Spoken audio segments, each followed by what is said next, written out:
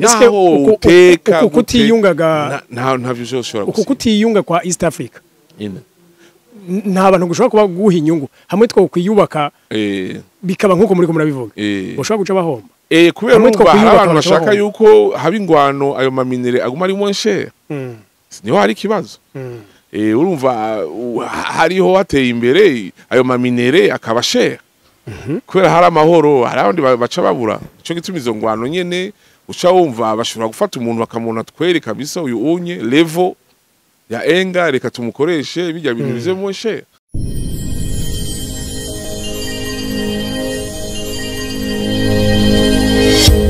ngene rero baciye bashiftinga bakagame na Museveni bashiftinga muri Kongo byabaye ereri ikomeye cyane kuko ivyo bakenera muri Kongo bari babifise muri East Africa bari babifise niho nshaka gutanga solution bari babifise gute kubera East Africa byari biheze twari dushyize mu byo bita Confederation ya East Africa uko hari hageze mu myaka iheze ko basinya yuko umurundi umunyarwanda umukongo wo binjiye ubunye umuganda umutanzania nibiki you can move freely ushobora gukora ushaka ushobora kuba ushaka zikaba confederation nk'igihugu kimwe none wari ubuzi biki ko nzi ko abanyarwanda ari abakozi cyane abarundi ari abakozi cyane kugira ngo bakene kuja kwiba hari bagenda babigura kikorera arundi twaguteza imbere tutera imbere cyane nico gituma mpagamagariye vraiment abanyarwanda aba leader abarundi aba leader abashe please reka ivyo vyako subira amweka duheraniye abantu nico nikibazo abazungu nabo bagupushinze bakagushira gasanga hari ibintu mwamumvikanye ivyo bigoye namba atari ivyo subira back icara ntibikenewe nta murundi akeneye gutera u Rwanda mana bajya ni bene wacu nta munyarwanda akeneye none umwica umushaka umutwara he n'umuzungu yarananiwe kumutwara arabaro babigira ko commentaire bavuga bati Kongo kuba ifise bujya butunzi karemano kuko urabona ifi itunze ivyo amahanga yose akeneye ati birashoboka ko n'inguvu Rwanda rufise rushaka kuba ruzihabwa na kimwe mu bihugu rutura ati wewe genda hari yanye bigenda gukina gutya twumvikane gutya ko nk'igihugu cy'u Rwanda give me Congo I will give you this so nivyo nakubwiye uravye bodufate urumva sinakubwiye ko ntari umanaliste politique ni tuko turatera inkuru ari ivyo urumva is a big error urumva ni nkuko kureagisa nka Vyarimana in different way hari amasinya aboneka utameze neza namba warananiwe kwa Kabila Laurent Kabila ugaca tubona u Rwanda ruraduze cyane economically ngo muri les années 1930 mu Budagi ubonye igihugu kiduka cyane economiquement kigaca kiduga cyane muri knowledge militaire kiba citeguye ikintu kiba giseye ideologie kuko umva nivyo rero sinovuga ko ari ivyo ariko tiko ndavuga kuko twege dutuza twega abavyeyi ba gutya ndumwandisi nemera umukama ndabona neze ko buri n'u Rwanda tushobora kubana nta muntu numubi sinakiza umupresident wari we wese nakiza iyo antithesis na thesis twemeye dushoboye kuyivamwo tukahabana tukarengana amaro ayo tugira n'abavye ari mana nkora kubwiye naco bashitseko n'aba micombere naco bashitseko tukreye abandi bantu batazi ibintu by'ubwoko ico ni kintu cambere ari solution ikomeye rero twari muri East Africa indi solution basubire muri East Africa basabe habe confederation ariko sinzi rero twari cafuje tugwaze kandi yo East Africa donc kuba harabayeho amasezerano yuko bashizeho umuryango wunze ubumwe wa Afrika y'ubuseruko muga yo muryango urabona hari aboje muramona bandika tweba twandikira ngo dutabarize leta yacu y'u Burundi dutabarize ngo twe turi muri za Tanzania turafunzwe ugasanga yavuye ngaha agiye kwirondera ubuzima mugabo nta burenganzira afite bwo kujayo bucaye bwo kubayo gukorerayo none ubwo bumwe rero buramaze aho dushitse muri East Africa byari bimeze neza ivyo ndakubwira focus y'abari aba panafricaniste aba leader ari ba Kagame ba Museveni ba Fenkuru nziza bari bapushinze ku buryo bizotworohera ubu ntugenda mu Buganda ukahaba ugakora kenda muri Tanzania nivyo c'était pas comme avant byari bimeze bwa mbere bari bashitse heza hari hashitse yuko tugiriye pana ico no baterera nijya ide nakubwiye ariko nanditse kijya gicatabo cerekana yuko Union Africaine itweza gukrea Bank Mondiale yayo ikoresheje ivyo bita continental tax kugira ngo ibintu vyose that we exchange in good and service bashiramo ka 0%, 0.5% cyangwa 1% duce dukrea our own world bank. Turi capable kuyaronka, turi capable kubigira, tukagira continental tax akaza yama abagent nkuko nk'aba Uber bahagarara mu ma Uber yose muri Afrika tukashobora kugikrea. Tukashobora gukrea Bank Mondiale ishobora kufinansa ibintu bibiri, l'électrification de l'Afrique ukoresheje Ingadam. 50% ya Afrika ifise moins de 1000 MW par electricity no gushobora kukrea ama railways amabara y'indarayi kugira ngo abantu bamuvinge hose ko ziriho bavyita integrated high speed railways byose muri agenda 2063 basifise programme tukabifinansa twenyene kandi turi capable yo kubigira uravye dushobora gukollecta 50 milliards de dollars américains chaque année ibihugu 54 pays africains kandi vyofasha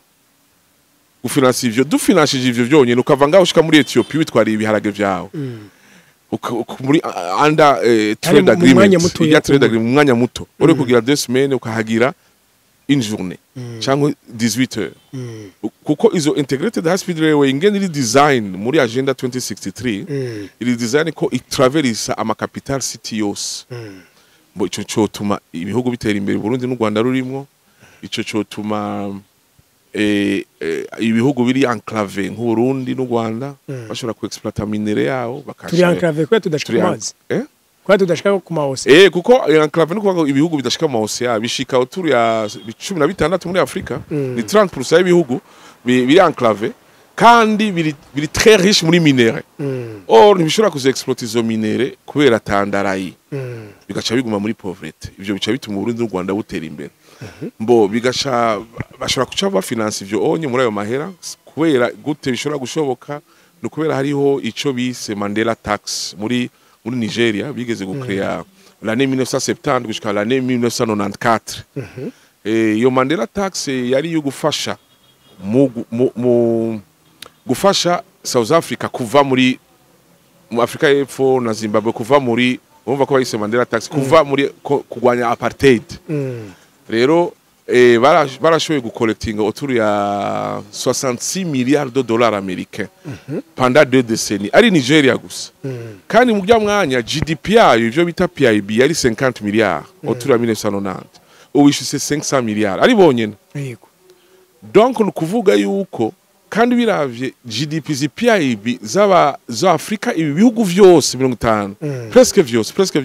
their GDP their PIB kuva 1960 gushika ubu zarigwije n'icuro 10 zarakuze cyane niho urabira taxation urabira muri PIB niho ironkera iduka kandi Europe yo yaragrowinze same period yagrowinze 3 fois c'est ko vyumva donc turi capable yo gucollectinga facilement 50 milliards de dollars américains tugakrea our own world bank so nje rero ico ni gitabo nanditse niba ko twigeze kukivuga ego ico niyo solution ya Afrika rero ni nkuko yoba solution ya East Africa tushobora gukrea East African Tax Union tugacollectinga nitwobora 5 milliards tugakrea indarayi zica mu Burundi zica mu Rwanda zica muri East Africa tukagira confederation tukagira amahoro nukeneye kuja kugwana kugira ngo ushike mu butegetsi ukeneye kuja kurondira ivy'abandi uzobironka kuko nakarubironse bihago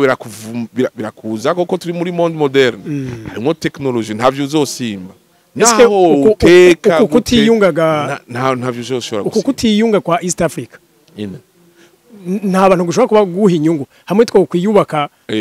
bikaba nkuko muri ko murabivuga ushobora guca bahomba abandi bahomba ndiko ndabaza nti nta bantu bashobora kuba bifisemo inyungu ko tutiyubatse kubera numva abantu bashaka yuko haba ingwano ayo maminere aguma ari monshe niho hari kibazo urumva hariho hateye imbere ayo maminere akaba share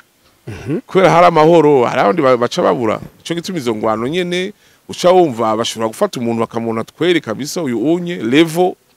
ya enga reka tumukoreshe bijya bintu bizemoshe iyo nayo ni hypothèse ni ikintu kiraho tudashobora kuvuga twatari ico mbo ambref nico muri Congo cofasha East Africa to buildings East Africa vyofasha kuzana amahoro kuzana amahoro aramba kandi tugashobora no gutera imbere cyane nk'umwa East Africa igeze ku bihugu bishika 8 yiyubaka donc bigenda bisaba kuja mu na Congo kandi yaragiyemo yego kuba Congo cari igihugu gikize rero mu kuzimu gusumba ibindi cikisha cubaka ibindi bihugu kandi ugenda kubigura ntukeneye ko haba ingwano je nivira ko hari level ya yikutaba ntivyumvikana kuko ruva sinzi ngene umuntu aba yabitetse ariko namba hari influence yo hanze bigira birashora no kuba biboneka ko ari influence yo hanze ariko ari ibintu ba wiyumvire wowe bashaka kubijamwo wenyene ni erreur ikomeye historique ikomeye ntushobora gutera ikindi gihugu n'ikindi gihugu ni cabandi ntushobora kujustifia kugiye kwigarukanira y'amahoro biragoye kumva nushaka kukumva biragoye kumva nico gituma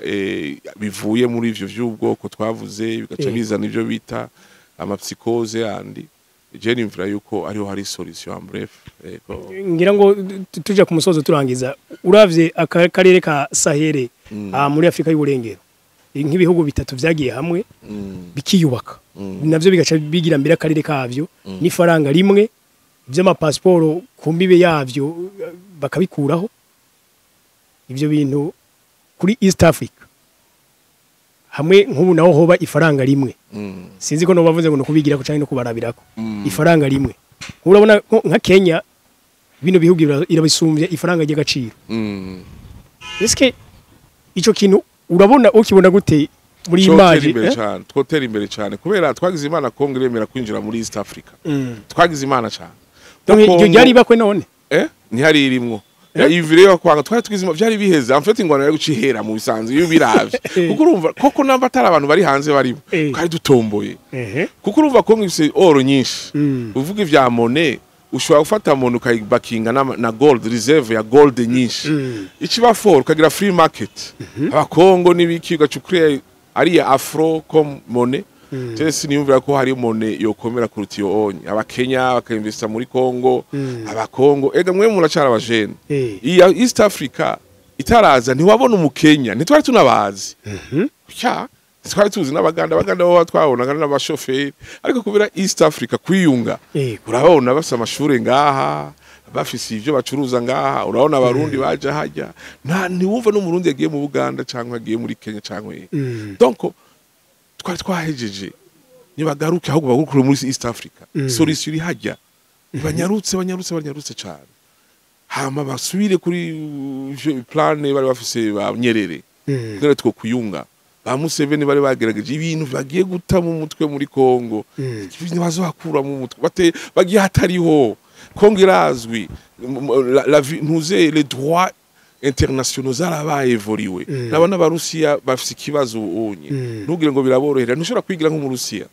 biragoye cyane donc il faut ko vyumvikana ko twogaruka tugatorera inyishu muri East Africa kuganje kuko urumva naho yumvira ko ushobora gukontrola igihugu umunyagihugu azokugaruka ko akubwira ati no donc is not sustainable je nimvira yuko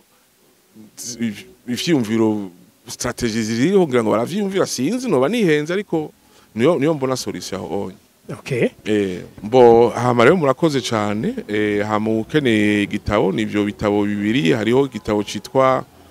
Africa Rising Economic Power nico cerekana ngene Africa yo create its own World Bank